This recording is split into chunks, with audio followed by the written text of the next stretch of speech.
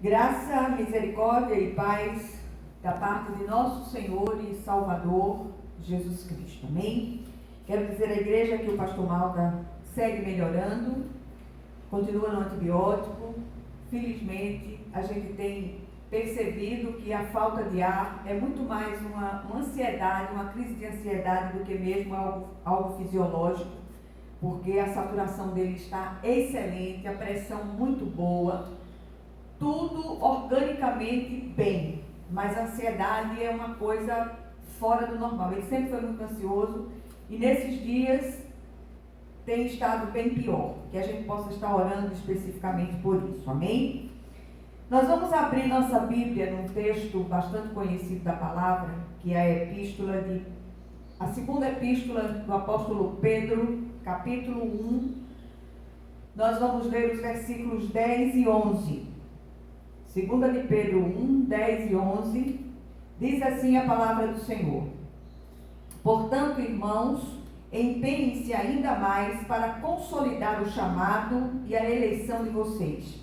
Pois se agirem dessa forma, jamais tropeçarão, e assim vocês estarão ricamente providos quando entrarem no reino eterno de nosso Senhor e Salvador, Jesus Cristo. Amém?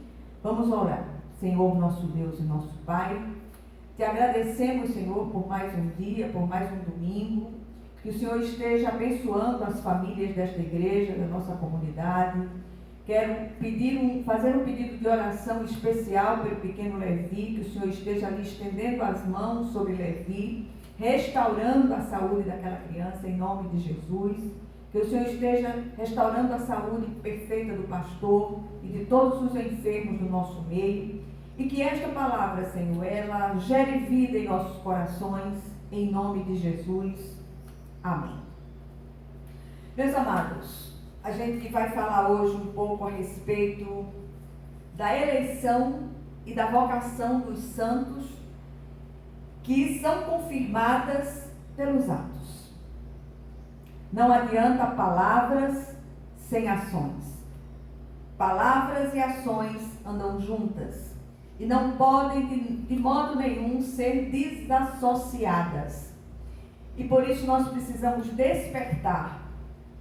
Tem um amado irmão, um pastor, que ele tem escrito textos muito bons na internet, nas redes sociais, textos muito vivos, textos com um conteúdo extremamente sistemático e didático, mas assim mesmo tem recebido algumas críticas por serem seus textos, segundo aqueles que criticam, longos demais.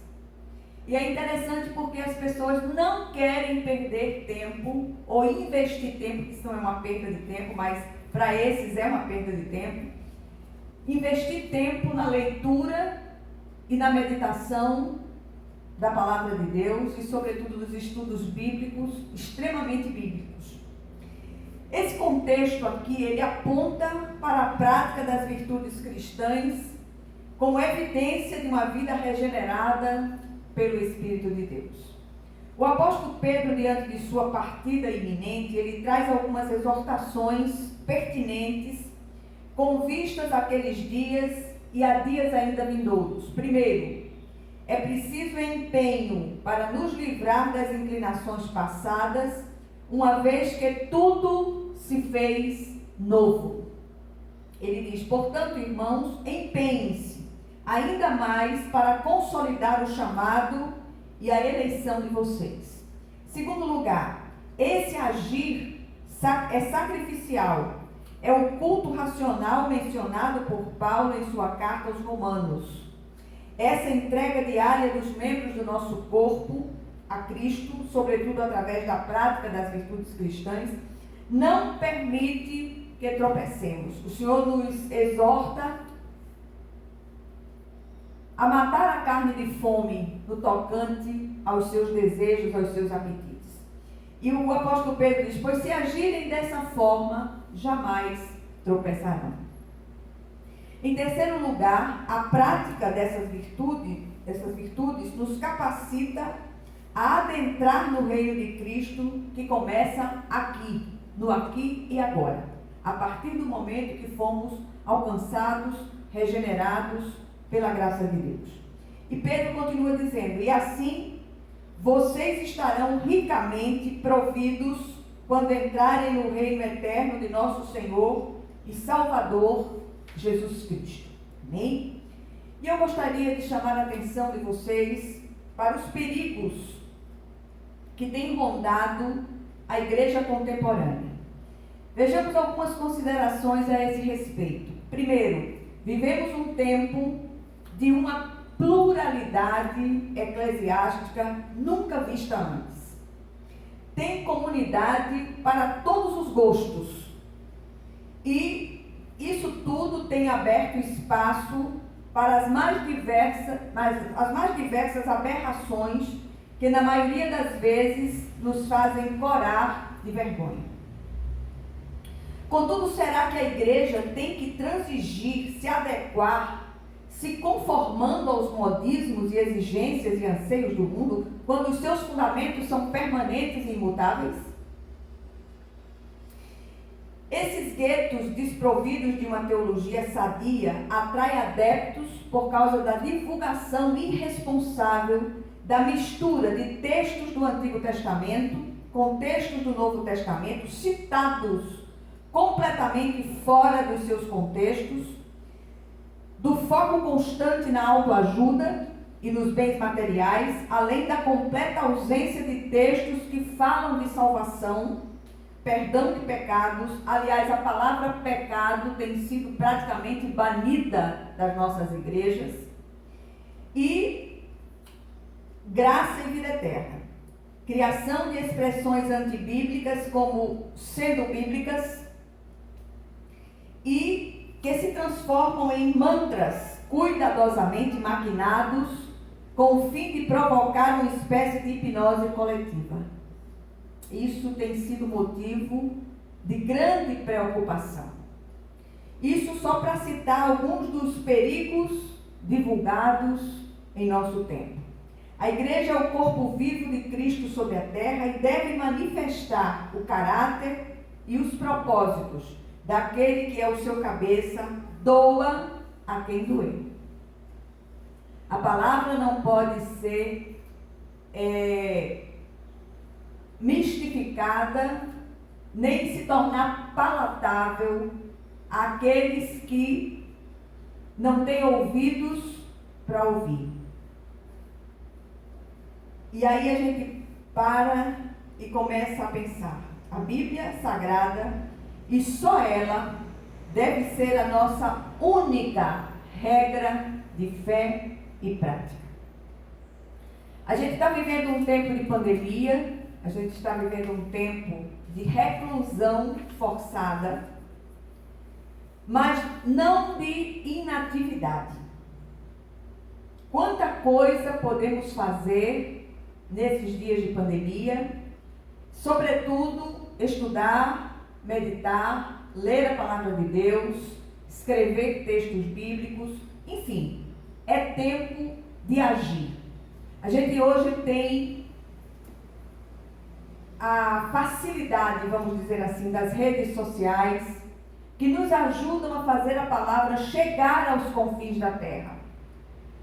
Muitos não podem sair, mas os seus inscritos podem. Não podem ir, mas sua voz pode chegar. Não podem ir, mas os vídeos com a pregação da mensagem podem chegar aos confins da terra. E nós não podemos perder isso de vista em nenhum momento. A nossa fé e vocação precisam ser postas à prova. Uma fé que não produz atos concretos de amor, ela é morta. É fé de demônio, que crê e treme, mas continua sendo demônio. Não há transformação. Palavras sem vida transformada, não convencem ninguém. A teologia do faça o que eu digo, não faça o que eu faço, não procede de Deus. Por isso Pedro exorta: portanto, irmãos, empenhem-se ainda mais para consolidar o chamado e a eleição de vocês. professar a fé emocionalmente e permanecer nas mesmas inclinações é uma grande farsa. Deixa eu falar um pouco de jejum aqui.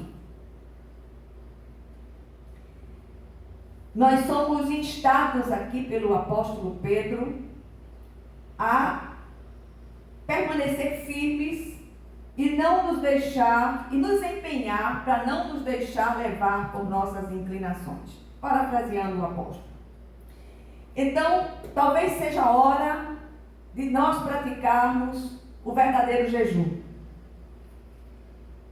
Que, de modo nenhum, precisa ser necessariamente de comida ou bebida.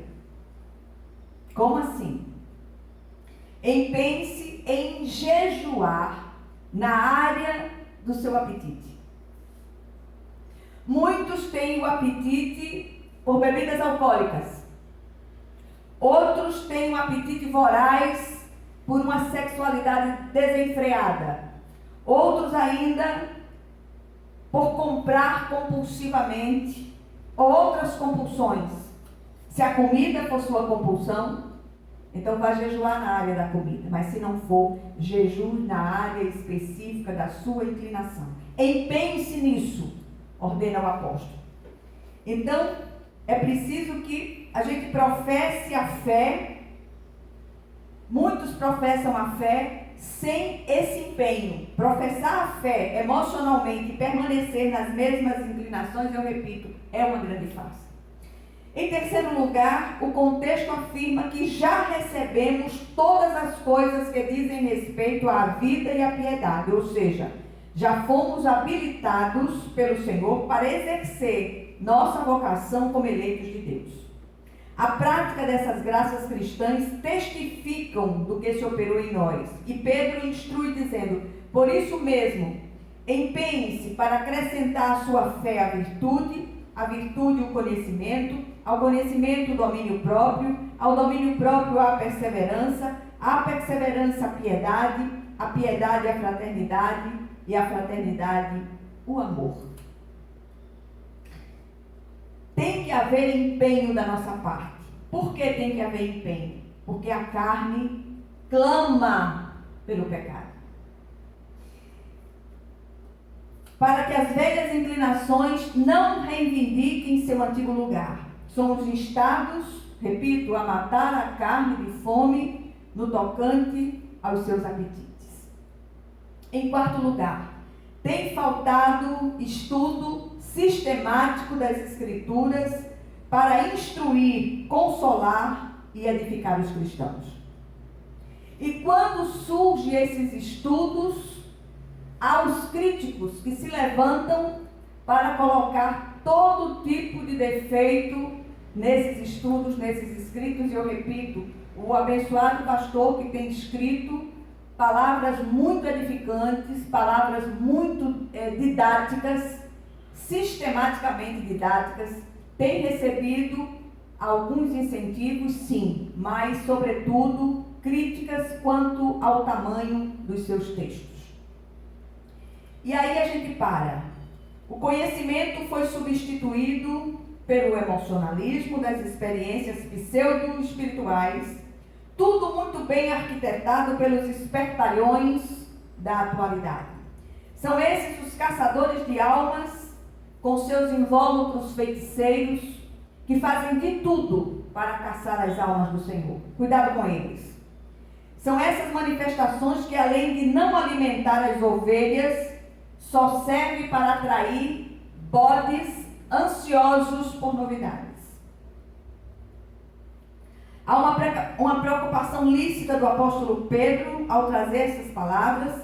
Ele arremata dizendo nos versículos 8 e 9, porque se essas qualidades existirem e estiverem crescendo em suas vidas, elas impedirão que vocês, no pleno conhecimento de nosso Senhor Jesus Cristo, sejam inoperantes e improdutivos. Todavia, se alguém não as tem, está cego, só vê o que está perto, esquecendo-se da purificação dos seus pecados antigos.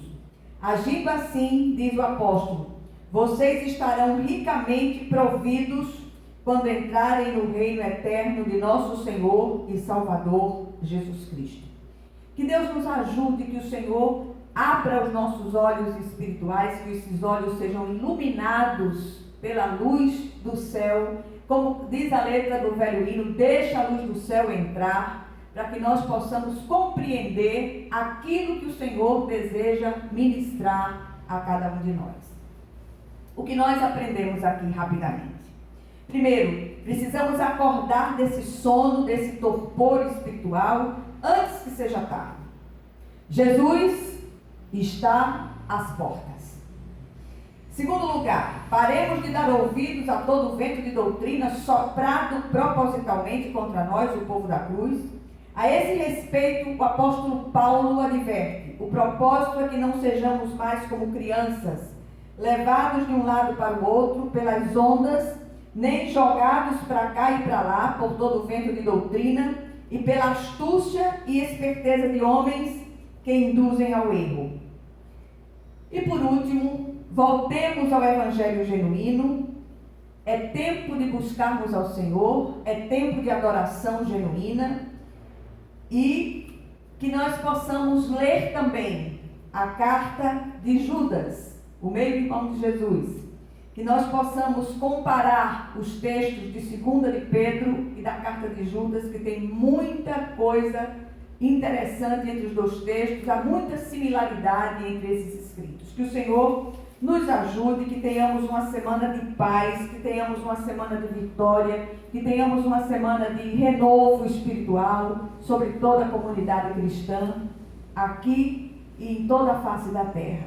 E que a graça de nosso Senhor e Salvador Jesus Cristo, o amor infinito de Deus, o nosso Pai Celestial, que as consolações e comunhão do Santo Espírito estejam com todos vocês e com todo o povo de Deus, espalhado por toda a face da terra, desde agora e para todo o sempre. Amém, amém e amém. Que Deus os abençoe ricamente.